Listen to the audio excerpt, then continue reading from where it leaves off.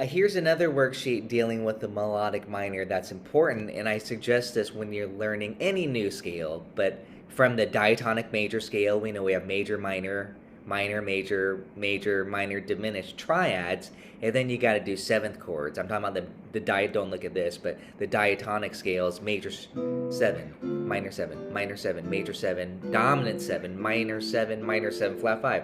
Of course, that comes first, and then do that with harmonic minor, and then do that with melodic minor. I have a lot of these already, these lessons on Patreon, where I walk through the process. This is just a quick reference sheet in case you want to double check yourself.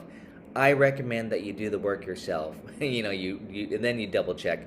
So this is triads. Start with triads. Just write out the scale. Build the triads. I think I have a lesson where I'm at the whiteboard, by the way, demonstrating this.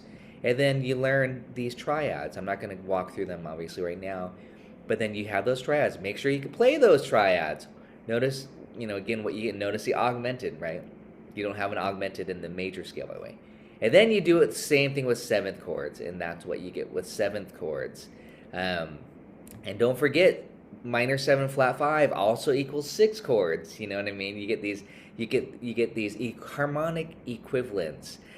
Minor seven equals a major six chord. This is all very, very useful. In that minor major. This is the one we were talking about here, John. The major seven sharp five. And I'm just going to talk about that really quick here. The major seven sharp five. I love this shape. Here's F major seven sharp five. Beautiful. So if we have a D melodic minor, you just go right to the third and play that beautiful chord or arpeggio like this.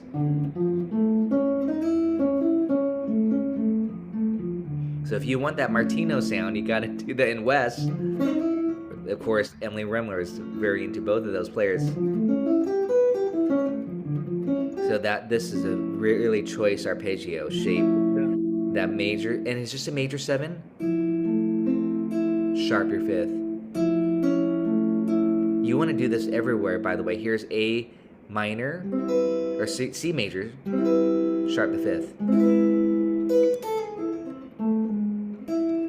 And I showed it to you over here, but it's over.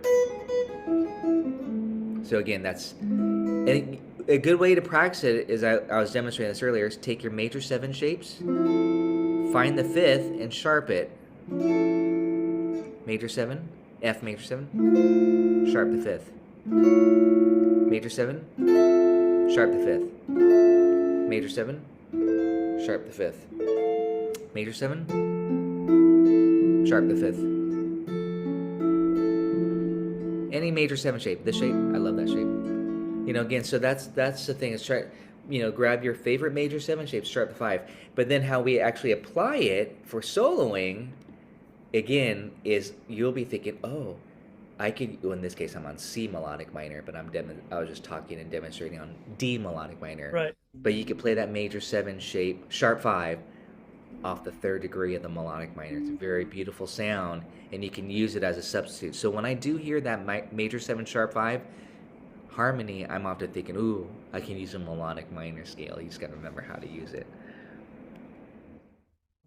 All right, we're here with John doing a diamond tier lesson. We're talking about melodic minor scale. We're actually referencing this one lesson that I think I shared on Patreon years ago, or a year ago. It's on YouTube. It's an audio lesson of Emily Remler working with a private student. She's talking about the different, quote, types of dominant chords and the application of the melodic minor scale. I've got this little worksheet here that shows some things. It doesn't dive deep into it. Those are kind of just all embedded in my private lessons. But I'm just showing like this first number one use. When you have a dominant chord and you play the melodic minor scale off the fifth degree.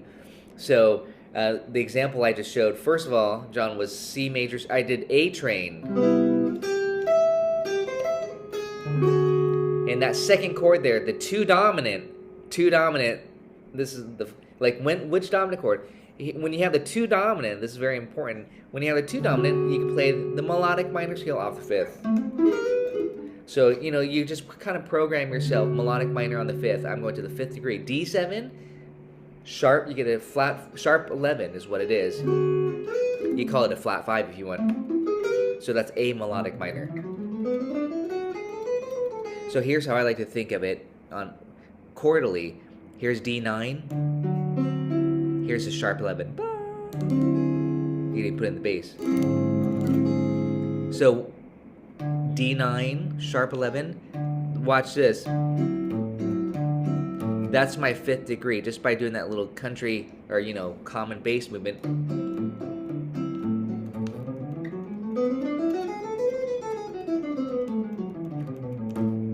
But there, and then you could do this arpeggio, Martino.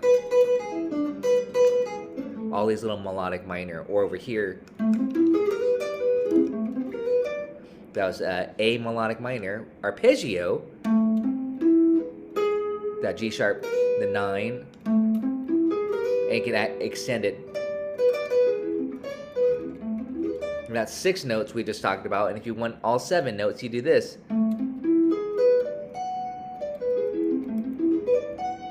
I'll have to write that out. But that's A, C, E, G sharp, B, D, F sharp. And if you collect, those are all thirds going up the arpeggio extended on A as A melodic minor, but I'm getting the 1, flat 3, 5, major 7, 9, 11, and then the 13. Great arpeggio. And again, the scale is this.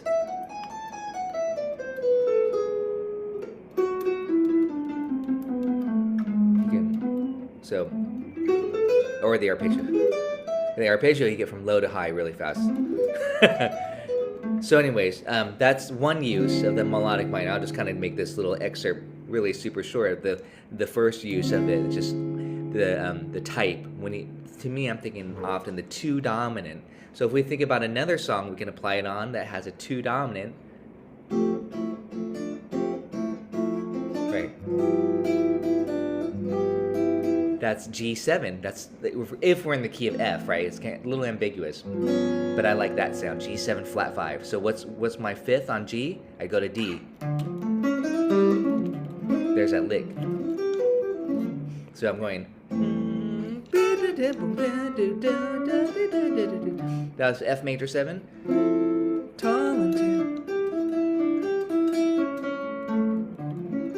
And then tritone sub. I could do it here, but this is where you might do some other uses of the melodic minor. When you have the real 5th, the real 5 would be C7, and the nice one. Now I'm going to get advanced. I'm going to stop this video because we'll talk about this. You know, we want to hit each one of these really carefully and dive into the flavor because you want to think about the chord. But the other trick is to go up a half step. This would be number 3 here. You go up a half step, starting on the flat 9 of the dominant chord, and that's essentially called the altered scale. You get all the alter notes. You get flat 9, sharp 9, flat 5, sharp 5. So really, when you're dealing with melodic minor, you got to think about what kind of dominant chord do you want. That's what I'm always saying, like, you know, audition, try out. Do you want a flat 9? Do you want a sharp 9? Do you want a flat 5? Do you want a sharp 5? And then the melodic minor is kind of the beautiful scale to use to achieve those flavors. And right now, for this particular session, I'm just talking about this one. That 9 with a sharp 11 or flat 5, or in this case, G7, flat 5. You can think of it again. And I'm thinking D melodic minor.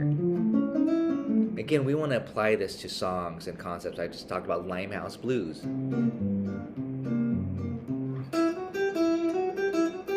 On that C9, and I said, okay, C9 sharp 11, or is it C9 on the chart? And Django Reinhardt indeed did that sound. He went right to the melodic minor on the 5th. So Django is doing this stuff early on, believe it or not.